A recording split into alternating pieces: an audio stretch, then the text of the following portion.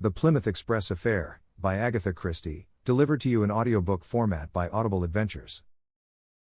Alex Simpson, R.N., stepped from the platform at Newton Abbot into a first-class compartment of the Plymouth Express. A porter followed him with a heavy suitcase. He was about to swing it up to the rack, but the young sailor stopped him. "No, leave it on the seat. I'll put it up later. Here you are." "Thank you, sir." The porter, generously tipped, withdrew.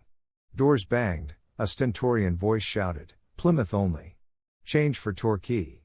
Plymouth next stop." Then a whistle blew, and the train drew slowly out of the station.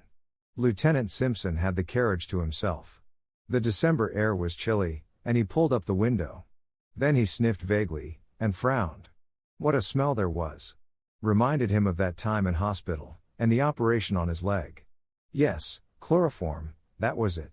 He let the window down again, changing his seat to one with its back to the engine. He pulled a pipe out of his pocket and lit it. For a little time he sat inactive, looking out into the night and smoking. At last he roused himself, and opening the suitcase, took out some papers and magazines, then closed the suitcase again and endeavored to shove it under the opposite seat, without success. Some hidden obstacle resisted it. He shoved harder with rising impatience, but it still stuck out halfway into the carriage. "Why the devil won't it go in?" he muttered, and hauling it out completely, he stooped down and peered under the seat. A moment later a cry rang out into the night, and the great train came to an unwilling halt in obedience to the imperative jerking of the communication cord. "Mon ami," said Poirot. "You have, I know, been deeply interested in this mystery of the Plymouth Express. Read this." I picked up the note he flicked across the table to me. It was brief and to the point. "Dear Sir, I shall be obliged if you will call upon me at your earliest convenience. Yours faithfully, Ebenezer Halliday." The connection was not clear to my mind, and I looked inquiringly at Poirot. For answer he took up the newspaper and read aloud, "A sensational discovery was made last night. A young naval officer returning to Plymouth found under the seat of his compartment the body of a woman, stabbed through the heart. The officer at once pulled the communication cord, and the train was brought to a standstill. The woman, who was about 30 years of age, and richly dressed, has not yet been identified." And later we have this: "The woman found dead in the Plymouth Express has been identified as the Honorable Mrs. Rupert Carrington." You see now, my friend? Or if you do not, I will add this. Mrs. Rupert Carrington was, before her marriage, Flossie Halliday, daughter of Old Man Halliday, the Steel King of America. And he has sent for you? Splendid. I did him a little service in the past, an affair of bearer bonds. And once, when I was in Paris for a royal visit, I had Mademoiselle Flossie pointed out to me. La jolie petite pensionnaire. She had the jolie dot too. It caused trouble. She nearly made a bad affair. How was that? A certain Count de la Rochefort. Un bien mauvais sujet. A bad hat, as you would say. An adventurer pure and simple, who knew how to appeal to a romantic young girl. Luckily her father got wind of it in time. He took her back to America in haste. I heard of her marriage some years later, but I know nothing of her husband." I said. "The Honorable Rupert Carrington is no beauty, by all accounts. He'd pretty well run through his own money on the turf, and I should imagine Old Man Halliday's dollars came along in the nick of time. I should say that for a good-looking, well-mannered, utterly unscrupulous young scoundrel, it would be hard to find his match. Ah, the poor little lady. Elle n'est pas bien to me. I fancy he made it pretty obvious at once that it was her money, and not she, that had attracted him. I believe they drifted apart almost at once. I have heard rumors lately that there was to be a definite legal separation. Old Man Halliday is no fool. He would tie up her money pretty tight. I dare say. Anyway, I know as a fact that the Honorable Rupert is said to be extremely hard up." "Aha! I wonder, you wonder what? My good friend, do not jump down my throat like that. You are interested, I see. Supposing you accompany me to see Mr. Halliday. There is a taxi stand at the corner. A very few minutes suffice to whirl us to the superb house in Park Lane rented by the American magnate." We were shown into the library, and almost immediately we were joined by a large, stout man, with piercing eyes and an aggressive chin. "M. Poirot?" said Mr. Halliday. I guess I don't need to tell you what I want you for. You've read the papers, and I'm never one to let the grass grow under my feet. I happened to hear you were in London, and I remembered the good work you did over those bonds. Never forget a name. I've got the pick of Scotland Yard, but I'll have my own man as well. Money no object. All the dollars were made for my little girl, and now she's gone. I'll spend my last cent to catch the damned scoundrel that did it. See? So it's up to you to deliver the goods. Poirot bowed. I accept, monsieur, all the more willingly that I saw your daughter in Paris several times. And now I will ask you to tell me the circumstances of her journey to Plymouth and any other details that seem to you to bear upon the case. Well, to begin with, responded Halliday, she wasn't going to Plymouth. She was going to join a house party at Avonmead Court, the Duchess of Swansea's place. She left London by the 12:14 from Paddington, arriving at Bristol, where she had to change, at 2:50. The principal Plymouth Expresses, of course, run via Westbury, and do not go near Bristol at all. The 12:14 does a non-stop run to Bristol, afterwards stopping at Weston, Taunton, Exeter, and Newton Abbot. My daughter travelled alone in her carriage, which was reserved as far as Bristol, her maid being in a third-class carriage in the next coach. Poirot nodded, and Mr. Halliday went on. The party at Avonmead Court was to be a very gay one, with several balls, and in consequence my daughter had with her nearly all her jewels, amounting in value perhaps, to about $100,000. "Un moment," interrupted Poirot. "Who had charge of the jewels? Your daughter, or the maid?" "My daughter always took charge of them herself, carrying them in a small blue morocco case." "Continue, monsieur." "At Bristol the maid, Jane Mason, collected her mistress' dressing bag and wraps, which were with her, and came to the door of Flossie's compartment. To her intense surprise, my daughter told her that she was not getting out at Bristol, but was going on farther. She directed Mason to get out the luggage and put it in the cloakroom. She could have tea in the refreshment room, but she was to wait at the station for her mistress, who would return to Bristol by an up train in the course of the afternoon. The maid, although very much astonished, did as she was told. She put the luggage in the cloakroom and had some tea. But up train after up train came in, and her mistress did not appear. After the arrival of the last train, she left the luggage where it was, and went to a hotel near the station for the night. This morning she read of the tragedy, and returned to town by the first available train. Is there nothing to account for your daughter's sudden change of plan? Well, there is this. According to Jane Mason, at Bristol, Flossie was no longer alone in her carriage. There was a man in it who stood looking out of the farther window so that she could not see his face. The train was a corridor one, of course? Yes. Which side was the corridor? On the platform side. My daughter was standing in the corridor as she talked to Mason. And there is no doubt in your mind, excuse me. He got up, and carefully straightened the inkstand which was a little askew. Je vous demande pardon, he continued, reseating himself. It affects my nerves to see anything crooked. Strange, is it not? I was saying, monsieur, that there is no doubt in your mind, as to this probably unexpected meeting being the cause of your daughter's sudden change of plan? It seems the only reasonable supposition. You have no idea as to who the gentleman in question might be? The millionaire hesitated for a moment, and then replied. No, I do not know at all. Now, as to the discovery of the body? It was discovered by a young naval officer who at once gave the alarm. There was a doctor on the train. He examined the body. She had been first chloroformed, and then stabbed. He gave it as his opinion that she had been dead about 4 hours, so it must have been done not long after leaving Bristol, probably between there and Weston, possibly between Weston and Taunton. And the jewel case? The jewel case, M. Poirot, was missing. One thing more, monsieur. Your daughter's fortune, to whom does it pass at her death? Flossie made a will soon after her marriage, leaving everything to her husband. He hesitated for a minute, and then went on. I may as well tell you, Monsieur Poirot, that I regard my son-in-law as an unprincipled scoundrel, and that, by my advice, my daughter was on the eve of freeing herself from him by legal means, no difficult matter. I settled her money upon her in such a way that he could not touch it during her lifetime, but although they have lived entirely apart for some years, she has frequently acceded to his demands for money, rather than face an open scandal. However, I was determined to put an end to this, and at last Flossie agreed, and my lawyers were instructed to take proceedings. And where is Monsieur Carrington? In town. I believe he was away in the country yesterday, but he returned last night. Poirot considered a little while. Then he said, I think that is all, monsieur. You would like to see the maid, Jane Mason? If you please. Halliday rang the bell, and gave a short order to the footman.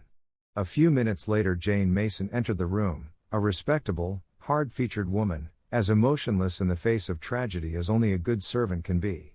You will permit me to put a few questions? Your mistress, she was quite as usual before starting yesterday morning? Not excited or flurried? Oh, no sir. But at Bristol she was quite different?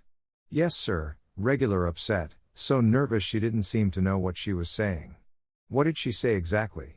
Well sir, as near as I can remember, she said, Mason, I've got to alter my plans. Something has happened, I'm not getting out here after all. I must go on. Get out the luggage and put it in the cloakroom, then have some tea, and wait for me in the station. Wait for you here, ma'am? I asked. Yes. Don't leave the station.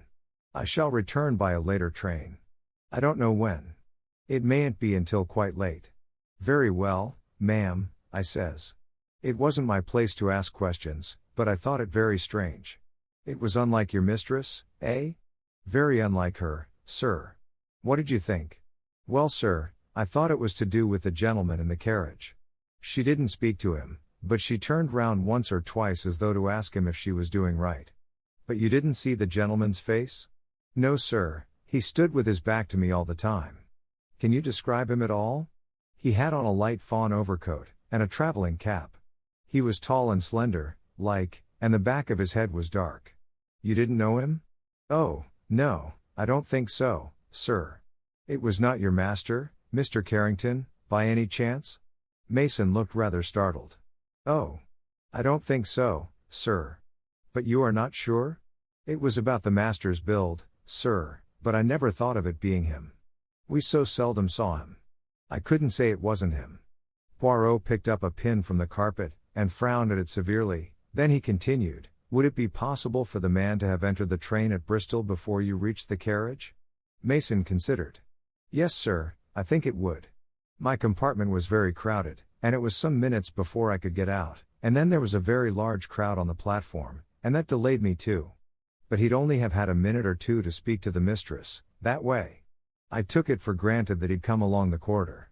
That is more probable, certainly. He paused, still frowning.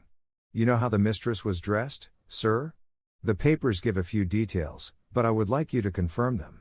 She was wearing a white fox fur toque, sir, with a white spotted veil, and a blue frieze coat and skirt, the shade of blue they call electric. Rather striking. Yes, remarked Halliday.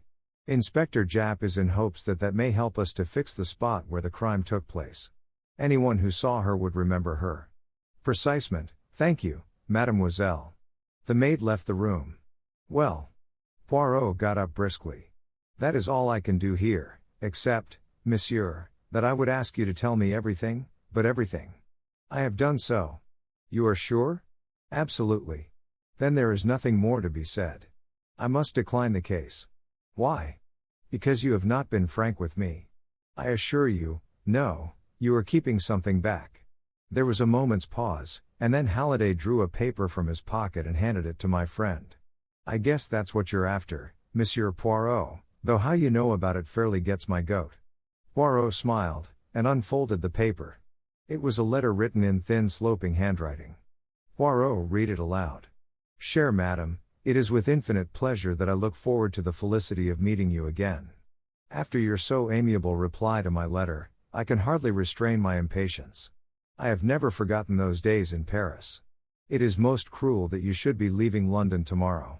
However, before very long, and perhaps sooner than you think, I shall have the joy of beholding once more the lady whose image has ever reigned supreme in my heart. Armand de la Rochefort. Poirot handed the letter back to Halliday with a bow. I fancy, monsieur, that you did not know that your daughter intended renewing her acquaintance with the Count de la Rochefort? It came as a thunderbolt to me. I found this letter in my daughter's handbag. As you probably know, Monsieur Poirot, This so-called Count is an adventurer of the worst type. Poirot nodded. But what I want to know is how you knew of the existence of this letter. My friend smiled. Monsieur, I did not. But to track footmarks, and recognize cigarette ash is not sufficient for a detective. He must also be a good psychologist. I knew that you disliked and mistrusted your son-in-law. He benefits by your daughter's death. The maid's description of the mysterious man bears a sufficient resemblance to him. Yet you are not keen on his track. Why? Surely because your suspicions lie in another direction. Therefore you were keeping something back. You're right, Monsieur Poirot. I was sure of Rupert's guilt until I found this letter. It unsettled me horribly. Yes. The Count says, before very long, and perhaps sooner than you think. Obviously he would not want to wait until you should get wind of his reappearance. Was it he who travelled down from London by the 12:14, and came along the corridor to your daughter's compartment? The Count de la Rochefort is also, if I remember rightly, tall and dark. The millionaire nodded. Well, monsieur, I will wish you good day. Scotland Yard has, I presume, a list of the jewels? Yes, I believe Inspector Japp is here now if you would like to see him. Japp was an old friend of ours, and greeted Poirot with a sort of affectionate contempt. And how are you, monsieur? No bad feeling between us, though we have got our different ways of looking at things. How are the little grey cells, eh? Going strong? Poirot beamed upon him. They function, my good Japp, assuredly they do. Then that's all right. Think it was the Honourable Rupert, or a crook? We're keeping an eye on all the regular places, of course. We shall know if the shiners are disposed of, and of course whoever did it isn't going to keep them to admire their sparkle. Not likely. I'm trying to find out where Rupert Carrington was yesterday. Seems a bit of a mystery about it. I've got a man watching him. A great precaution, but perhaps a day late, suggested Poirot gently. You always will have your joke, Monsieur Poirot. Well, I'm off to Paddington. Bristol, Weston, Taunton, that's my beat. So long. You will come round and see me this evening, and tell me the result? Sure thing, if I'm back. That good inspector believes in matter in motion, murmured Poirot as our friend departed. He travels, he measures footprints, he collects mud and cigarette ash. He is extremely busy. He is zealous beyond words. And if I mentioned psychology to him, do you know what he would do, my friend? He would smile. He would say to himself, poor old Poirot. He ages. He grows senile. Japp is the younger generation knocking on the door. And ma foi. They are so busy knocking that they do not notice that the door is open. And what are you going to do? As we have carte blanche, I shall expend threepence in ringing up the Ritz, where you may have noticed our Count is staying. After that, as my feet are a little damp, and I have sneezed twice, I shall return to my rooms and make myself a Tisano over the spirit lamp. I did not see Poirot again until the following morning. I found him placidly finishing his breakfast. Well? I inquired eagerly. What has happened? Nothing. But Japp? I have not seen him. The Count? He left the Ritz the day before yesterday. The day of the murder? Yes. Then that settles it. Rupert Carrington is cleared. Because the Count de la Rochefort has left the Ritz? You go too fast, my friend. Anyway, he must be followed, arrested. But what could be his motive? $100,000 worth of jewelry is a very good motive for anyone. No. The question to my mind is, why kill her? Why not simply steal the jewels? She would not prosecute. Why not? Because she is a woman, mon ami. She once loved this man. Therefore she would suffer her loss in silence. And the Count, who is an extremely good psychologist where women are concerned, hence his successes, would know that perfectly well. On the other hand, if Rupert Carrington killed her, why take the jewels, which would incriminate him fatally? As a blind. Perhaps you are right, my friend. Ah, here is Japp. I recognize his knock. The inspector was beaming good-humoredly. Morning, Poirot. Only just got back. I've done some good work. And you? Me, I have arranged my ideas, replied Poirot placidly. Japp laughed heartily.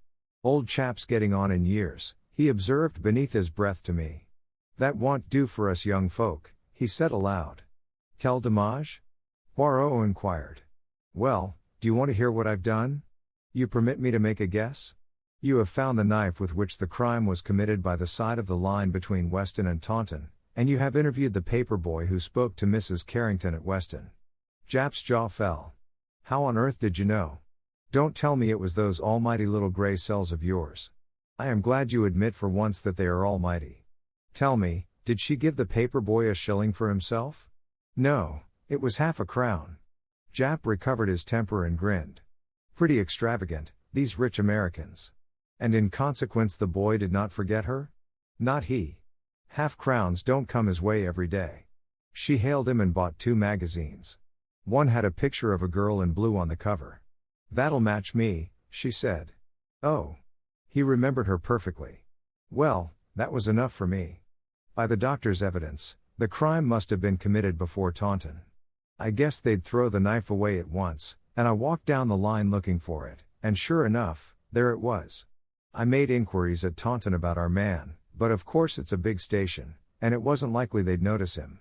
He probably got back to London by a later train. Poirot nodded. Very likely. But I found another bit of news when I got back. They're passing the jewels, all right. That large emerald was pawned last night, by one of the regular lot. Who do you think it was? I don't know, except that he was a short man. Japp stared. Well, you're right there. He's short enough. It was Red Narky. Who on earth is Red Narky? I asked. A particularly sharp jewel thief, sir. And not one to stick at murder. Usually works with a woman, Gracie Kidd, but she doesn't seem to be in it this time, unless she's got off to Holland with the rest of the swag. You've arrested Narky? Sure thing. But mind you, it's the other man we want, the man who went down with Mrs. Carrington in the train. He was the one who planned the job, right enough. But Narky won't squeal on a pal. I noticed that Poirot's eyes had become very green. I think, he said gently, that I can find Narky's pal for you, all right. One of your little ideas, eh? Japp eyed Poirot sharply. Wonderful how you manage to deliver the goods sometimes, at your age and all. Devil's own luck, of course. Perhaps, murmured my friend. Hastings, my hat. And the brush. So. My galoshes if it still rains. We must not undo the good work of that Tisano. Au revoir, Japp. Good luck to you, Poirot. Poirot hailed the first taxi we met, and directed the driver to Park Lane. When we drew up before Halliday's house, he skipped out nimbly, paid the driver and rang the bell.